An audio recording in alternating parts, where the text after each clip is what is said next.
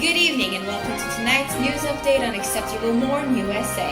Today we will begin with flight footage from our reporter on site in the Philippines to get a first-hand view of current events there. After that, there will be a short commercial break. We will finish off with highlights from the Battle of the Williams in the presidential debate for this year's election between incumbent Republican President William McKinley and Democratic nominee William Jennings Bryan. But first, a break. The war is here, and we need strong men on the front line. The Spanish are ruthless, bloody, and look what they do to the women down there. We can never forget the tragedies of Clemencia Araucano. The good news is, we have exactly the way to make the soldiers and homekeepers alike strong and serving the nation. The new Hershey's bar. This bar can sustain you for longer than meat can, and it is an essential part of a healthy diet. Look at how strong it makes the men of our country, and how productive it makes the women. Defend and support your country more strongly with the delicious Hershey's bar, now at the general store for just 5 cents. Side effects may include nausea, diarrhea, weight gain, vomiting, constipation. Do not consume on horse and buggy, not suitable for household pets. As always, many thanks go to our sponsors. We will now turn to the Philippines, where our correspondent, Alexandra, has an update on the advances of the barbaric Filipino Revolution against the great American administration and residents. Alexandra? Yes, cowardly Filipino forces have just retreated to a nearby jungle and have been waging what is coming to be known as guerrilla warfare. They are launching a daily series of brutal attacks against our battalions, who have been sent here to protect American settlers as well as peaceful Filipinos. However, those savage Filipino forces, led by the treacherous Emilio Aguinaldo, have been destroying— Why, here's a young brown brother. Excuse me, do you mind answering a few questions for Acceptable News America? I'm actually really in a rush right now. I'm gonna have You know, never mind that. We want to hear from you anyway. I'm not really obligated to answer questions. Well, can you confirm that the entire population of the Philippines is fully supportive and enthusiastic about the American action? What? Of course. Of course, yes. He was right. There you have it, folks. Official confirmation that all Filipinos support the American This is president exactly why in the Philippines. Filipinos Who are is he angry yelling at? the— Thank you so much, Ofek. That has been it. Well, if that wasn't a splendid example of Filipino barbarity, then I don't know what is. We will turn to the presidential debate soon, but first, more sponsored content. Buy war bonds. Support your American heroes on the front line in the Philippines by buying these special investments in our American military.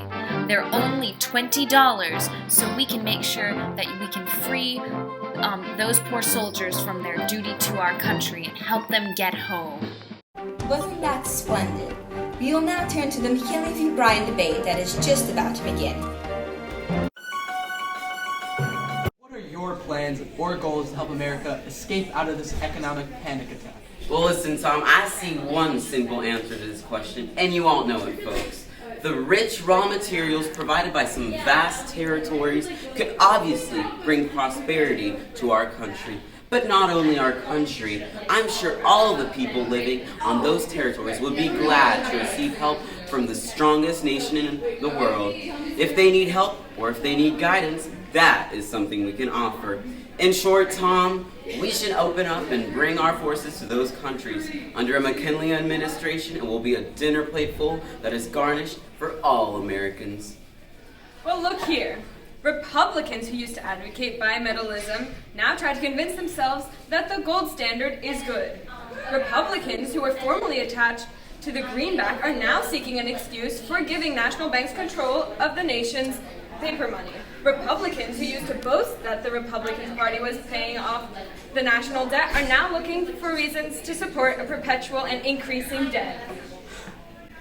Cool. How will Americans know that your administration will provide a stable economic situation? What an easy question, Tom. Under a McKinley administration, the American people will be guaranteed economic stability. The country is suffering from industrial disturbances from which speedy relief must be had. Our financial system needs some revision. All our money is good now, but its value must no further be threatened. What can I say? With Bryan, the promise of a prosperous country will inevitably not be kept. With Bryan, we are looking at an economic crisis, a great economic crisis. The use of silver standard will completely disrupt our economy and place our beautiful nation in chaos. It is in these times where enemies are creeping onto us and seizing other lands, it is in these times that the U.S. should more efficiently protect itself from economic chaos and not making itself very vulnerable. Because this economic chaos that Brian is advocating, it would make us very vulnerable. So now, is that what the American people want? I don't think so, Tom. In 1859, Lincoln said that the Republican Party believed in the man and the dollar, but that in times of conflict it believed in the man before the dollar. This is the proper relation which should exist between the two. Man, the handiwork of God, comes first. Money, the handiwork of man, is of inferior importance. Man is the master, money the servant. But upon all important questions today, Republican legislation tends to make money the master and the man the servant. In attempting to press economic question upon the country to the exclusion of those which involve the very structure of our government, the Republican leaders give new evidence of their abandonment of the earlier ideals of their party and of their complete subservience to pecuniary considerations. Lots of Americans have questioned both of your policies and ideals. How are you going to gain their trust and respect? Many Americans know me. Americans know what I stand for, so gaining their trust and their respect is not an issue. However, good luck to Brian to convince voters that he is a stable, reliable candidate. Look here, McKinley. I'm traveling all over the country to become known, speaking to the people as their spokesman and their representative, their brother. I trust the nation and know that they will make the right decision in voting for me. Such good words, McKinley. Why, However, thank you.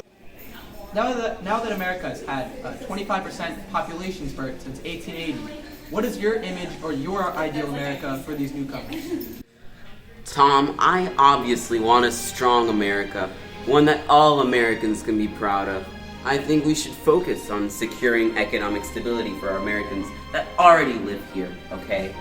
Further, this population spurt has pushed the limits of our agricultural and economic resources, therefore expanding our nation's influence on other territories to possibly extract some raw materials and food is becoming even more necessary.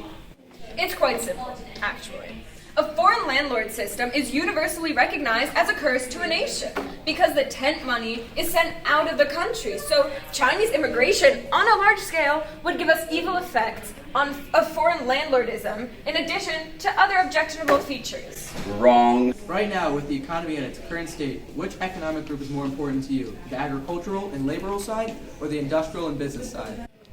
Tom, I believe that all Americans are the same. Yes. I'm mocking you. They all want a full dinner plate. And that is something that I'm offering. They want economic stability. They want a strong America. So it doesn't matter which side I think is more important. Americans know how to make right decisions, and a right decision is to vote for me. Well, see here, Tom.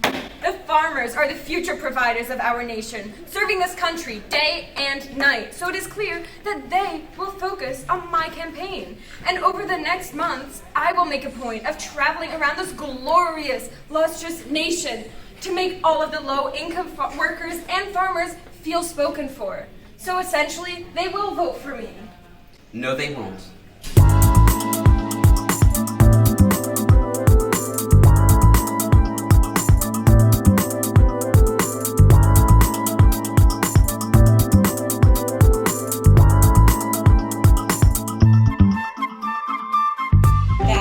Was a splendid debate. Thank you all for tuning in to Acceptable More USA this evening. Be sure to tune in for more breaking news tomorrow. Signing off live from the studio, this has been Ofe Geisenbach.